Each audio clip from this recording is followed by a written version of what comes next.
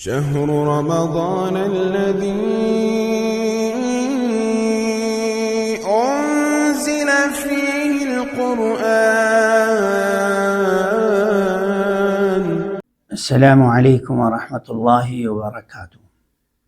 الحمد لله والصلاة والسلام على رسول الله.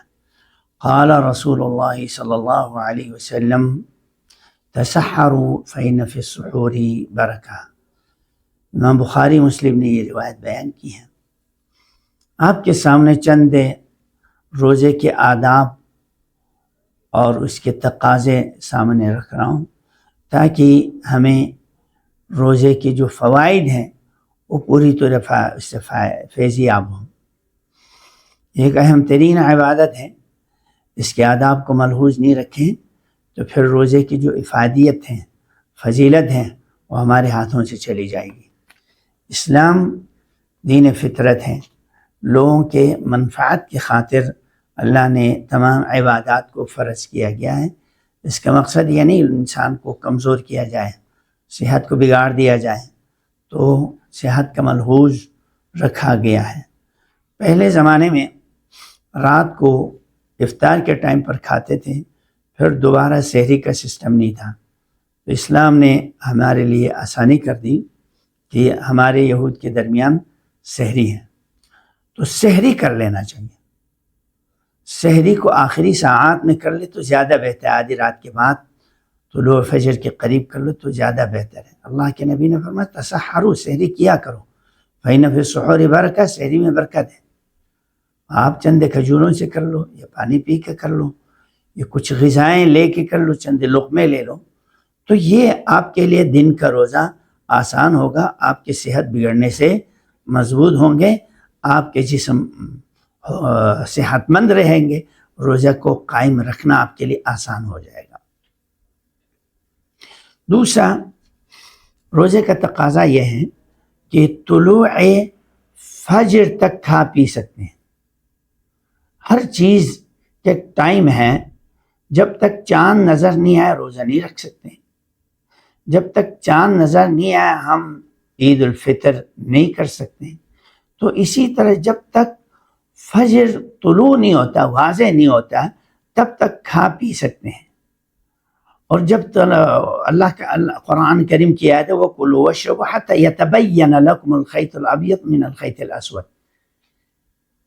سفید کی دھاری رات کی تاریکی کی جو اندھیرے کی دھاری ہے وہ دونوں عیاں ہو جائیں، واضح ہو جائیں۔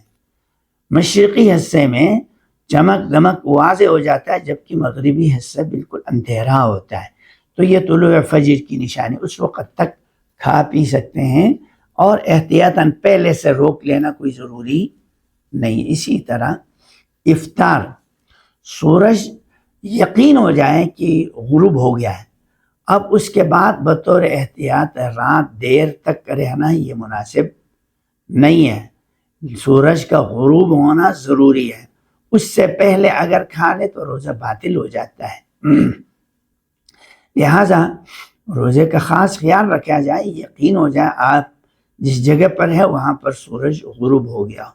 اللہ کے نبی نے فرمایا لا یزال الناس بخیر ما عجلوا الفطرہ، لوگ خیر برکت میں ہوں گے، بخاری مسلم کی، جب تک وہ افطاری کو ٹائم پر اور ابتدائی اوقات میں یعنی سورج غروب ہوتے ہی افطار کر لیتا ہے۔ افطاری کس چیز سے کیا جائے؟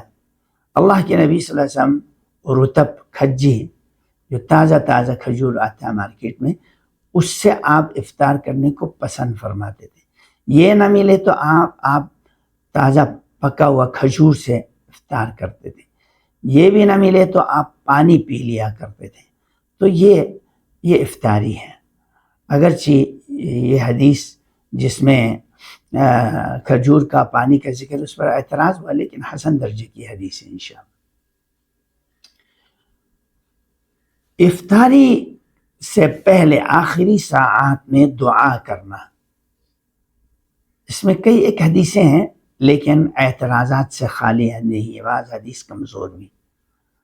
حدیث ابن ماجہ کی ہے ان للصائم عند فطر دعوت ما ترد، روزے دار کے لیے افطاری کے ٹائم پر جو دعا ہوتی ہے وہ اللہ رد نہیں فرماتا ہے۔ اس حدیث کو بعض نے ضعیف قرار دیا ہے، لیکن مجمع الزوائد والے نے اس حدیث کو صحیح قرار دیا ہے۔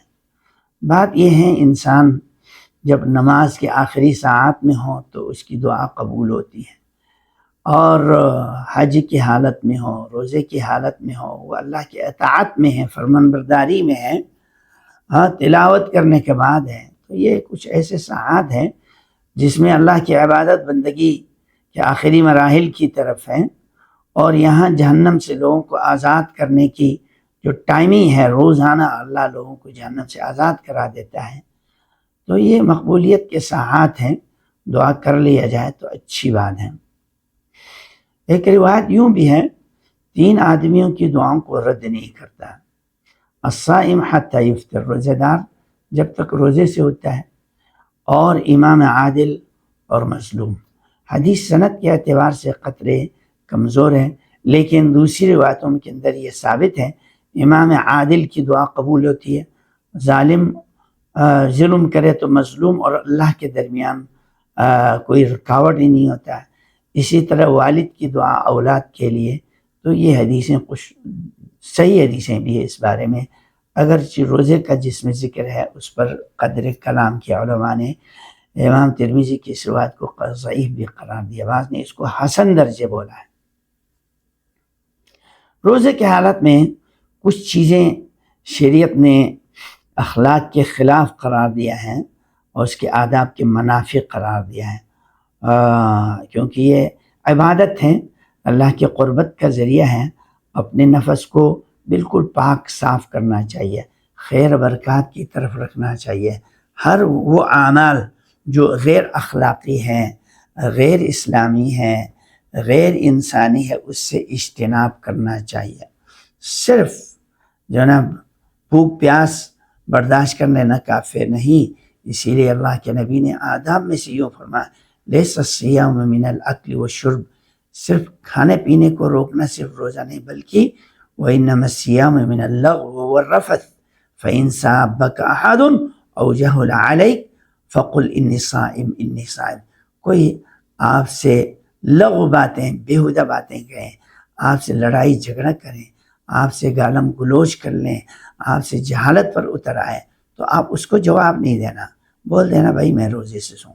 تو اپنی زبان کی بھی روزہ رکھیں، ہاتھ کے بھی اور نگاہوں کی بھی روزہ رکھیں۔ جو لوگ من لم یدع قول الزور، یہ روایت مسلم شریف کی علاوہ باقی کتب احادیث کے اندر موجود ہیں، من لم یدع قول الزور والعمل بھی، جو بری باتیں اور گناہ کی باتیں اور گناہ کے کام سے باز نہیں آتا ہے اور صرف روزہ رکھ لیتا ہے، فلیس للہ حاجۃ فی ان یدع طعامہ وشرابہ، صرف کھانا پینا چھوڑنا کافی نہیں ہے۔ لہذا روزے کی حالت میں ناجائز کام، بد اخلاقی کے کام سے اجتناب کر لینا چاہیے۔ روزے کی حالت میں مسواک کرنا بھی آداب کا تقاضا ہے، کیونکہ منہ سے جو بدبو آتا ہے فرشتوں کو تکلیف ہوتی ہے، اور اللہ کے نبی نے روزے کی حالت ہو یا مسجد میں آتے وقت پیاز کھا کر آنے سے منع کر دیا۔ اسی طرح اس بات کا بھی خیال رکھنا چاہیے، افطاری میں لوگ کچے پیاز کھا کے مسجد میں آتے ہیں، اس سے نمازیوں کو بدبو ہوتی ہے، فرشتوں کو بھی تکلیف ہوتی ہے، یہ ایسے کام نہیں کرنا چاہیے۔ مسواک کریں، منہ صاف کریں، پھر مسجد میں آ جائیں۔ روزے کی حالت میں آدمی کو قرآن کی کثرت سے تلاوت، دینی معلومات، کتابیں، سیرت طیبہ کا مطالعہ ہونا چاہیے، اور خاص کر آخری عشرے میں تو بالکل رات بھر اللہ کی عبادت میں مصروف ہونا چاہیے۔ شد میزر ہو ایک قضاء، انتہائی اہم ترین ساعات ہے، اس میں گھر چھوڑ کر اعتکاف میں بیٹھیں، اعتکاف نہیں کر سکیں تو کم از کم آخری عشرہ کام بھی کم کریں، کھانا بھی کم کھائیں، اور رات کو قیام اللیل کریں، دن میں تھوڑا آرام کریں۔ انتہائی قیمتی ساعات ہے رمضان کی راتیں، تراویح ہوں اور تہجد ہوں یا قرآن کی تلاوتیں ہوں، ذکر اذکار، تسبیح و تحلیل، کھڑے ہو کر، بیٹھ کر، لیٹ کر، ہر حال میں اللہ کے ذکر میں مصروف ہو۔ اللہ سے دعا ہے اللہ اس سے روزے کی خیر برکات کو سمیٹنے کا ہم سب کو توفیق عطا فرما، اور اللہ ہمارے جتنے مرحومین ہیں، آبا و اجداد والدین دنیا سے فوت ہو گئے، اللہ تمام مرحومین کی مغفرت فرما، ان کی درجات کو بلند فرما دے۔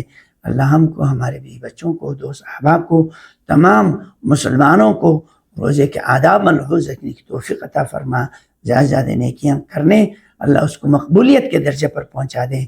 سبحانک اللہم و بحمدک، اشہد ان لا الہ الا انت استغفرک و اتوب الیک، والسلام علیکم ورحمۃ اللہ وبرکاتہ۔